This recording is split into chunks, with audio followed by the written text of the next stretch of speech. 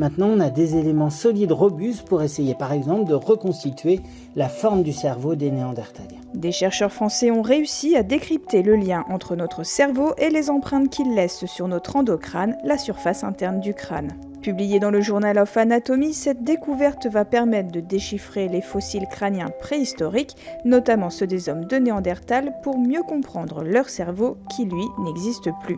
La journaliste santé de France Info, Anne-Laure Danier, a pu contacter le paléo-anthropologue qui est à la tête de cette équipe de chercheurs, Antoine Balzo. Le cerveau, c'est facile à lire, c'est bien documenté. L'intérieur du crâne, il y a des marques, mais on ne connaissait pas la correspondance exacte. Le problème jusque-là, c'est qu'on n'avait pas de clé de lecture. Et pour créer cette clé qu'il compare à la pierre de Rosette qui a permis de déchiffrer les hiéroglyphes, les chercheurs se sont appuyés sur 75 volontaires et les IRM de leur cerveau pour créer une cartographie de notre endocrâne. Cet objectif, c'était d'être capable d'observer directement le lien entre la forme du cerveau et tous ses sillons et les marques qu'on voit sur la surface interne du crâne qui reflètent en partie le cerveau.